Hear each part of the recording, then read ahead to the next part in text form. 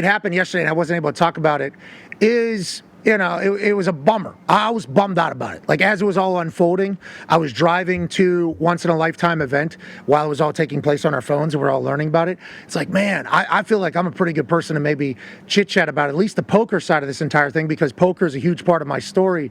I started playing with it, and I was like 10 years old with my grandma. She taught me how to gamble.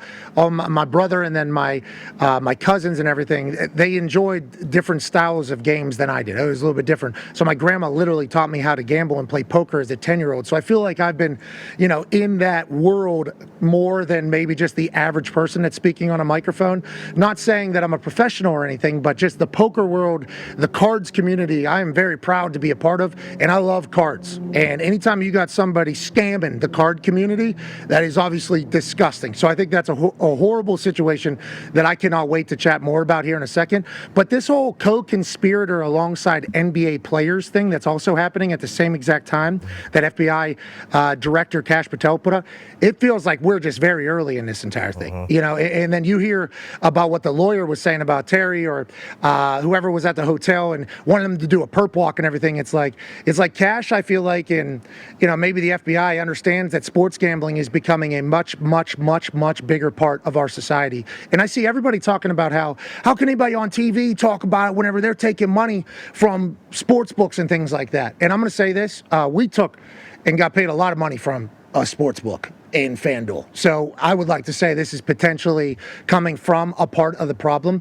But players being associated with rigging games and fans of sports betting on games, I think two very different things. Obviously, is it a conflict of interest with how big sports gambling has become a part of these leagues, signing deals with leagues, signing deals with players in leagues, these sports books are. And then obviously it's all over all the marketing and everything that's a part of the game. Is that potentially a conflict of interest? Because inevitably it's going to get into a locker room or maybe into the officials, which obviously we've already seen, and it's such an easy thing to get a part of and wrapped up in. Is that going to only become more? I think these types of situations have to be big and have to be precedent setting, because I don't think the sports gambling world is going to slow down. It's obviously been happening for a very, very long time. Now it's just legalized and trackable, and there's big corporations and people profiting off this with publicly stock exchanges and marketing and coming together with sports, as opposed to being the outlier of sports.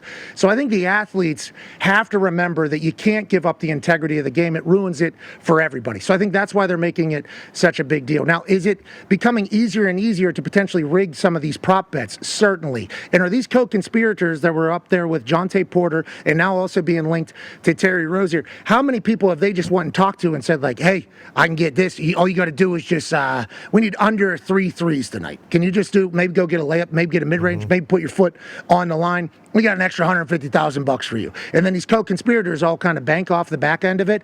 That's a dangerous game. I don't know how they stop that. I honestly don't know how they stop that.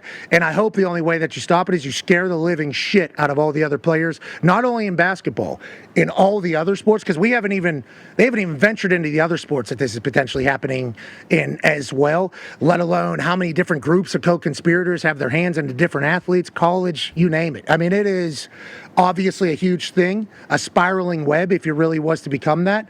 So the precedent is going to have to continue to be set pretty strong, and I think that's why the FBI came out and did it the way that they did it. Now, on that note, I heard Wendy say that the NBA knew about this, so then Terry had an injury or something like that and was out for the rest of the season.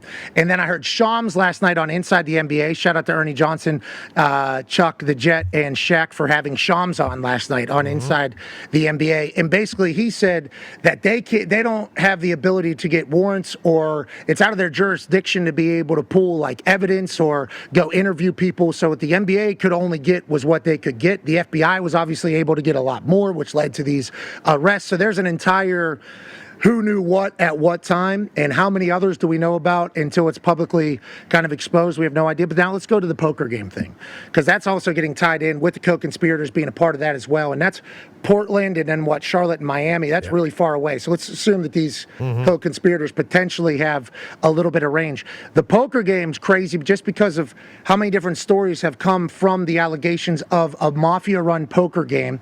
I heard there was x-rays under the table that was seeing through the cards. They knew what cards were coming. Maybe they had glasses on. The mafia's running this thing. Everybody's losing. And then you hear a podcast from 2023 from a Yinzer, east of Pittsburgh, Leechburg, Pennsylvania, Matt Berkey, in 2023 talks about how the exact name that was kind of mentioned yesterday in the poker world, at least in his eyes, they knew that the game was potentially worked or rigged in 2023. There was a game that traveled maybe from LA to Nevada, and the poker players knew that it was a rigged game. Joining us now, ladies and gentlemen, is the man that actually said that on his podcast, the Only Friends podcast. He's a professional poker player, has over $4 million in earnings, has made 8 World Series of Poker Finals tables, and he's from the east side of Pittsburgh, Pennsylvania, so we appreciate the hell out of him. Ladies and gentlemen, Matt Berkey. Yeah, Matty! Burke, what's going on, brother? We'll talk about Sunday Night Football. We'll talk about Sunday Night Football certainly here in a little bit and your thoughts on all of that. But I watched your clip from 2023, and basically the way you were laying it out is as if you understood, or people that were playing in this particular game or these particular games know when it's rigged or when it's not rigged. How is that the case, and what have you heard about these particular poker games that maybe got them caught, if you will, Berkey, if that's a good enough question to kind of get started? Yeah, sure. I don't want to lay it on the people who got taken for a ride in these games and make it seem like it was so obvious that they should have known. But it is one of those things where when you as a professional who don't really offer too much to a high-profile game like this that's being run around celebrities, get the invite, your radar should kind of go up. And this particular game, it was happening both in Los Angeles and in Las Vegas.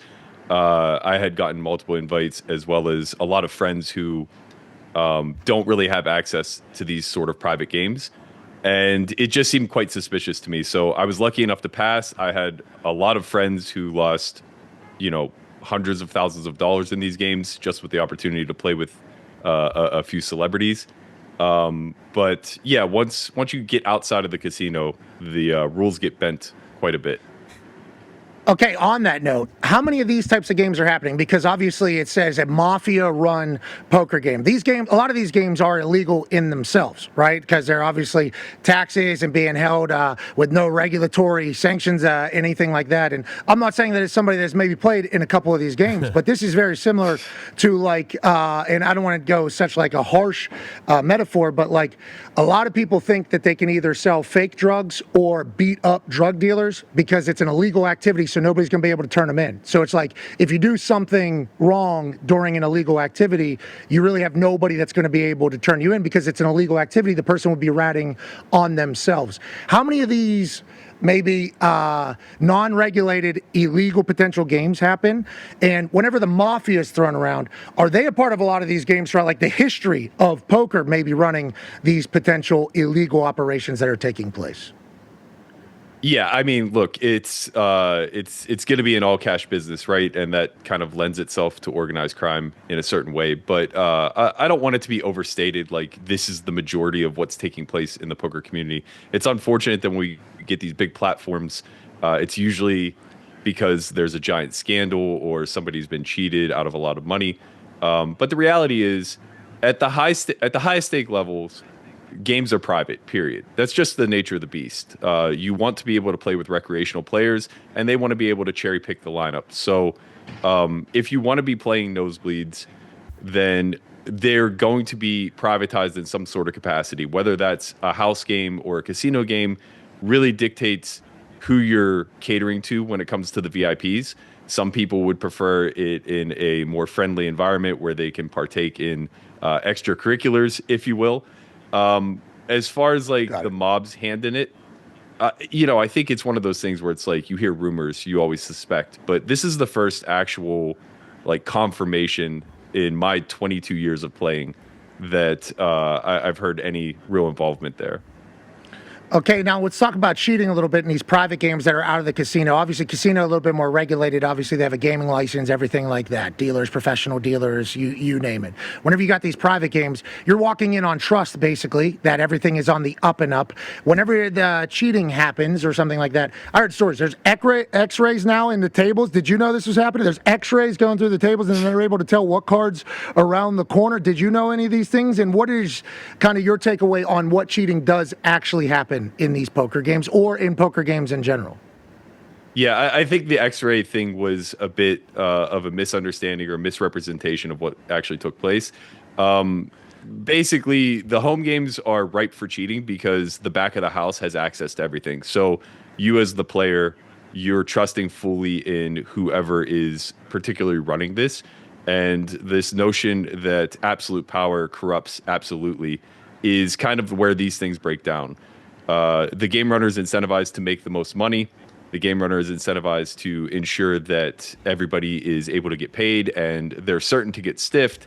So they'll often take precautionary measures, whether that's taking a large rake or, in this instance, cheating the game to ensure that they're able to basically keep the Ponzi going as long as they can. As far as like the X-ray and the other methods, I think that they confused that with something that's known as infrared decks. So you can get these like pre-marked decks with infrared technology where like a fake key fob or something of that nature can actually read the deck top to bottom.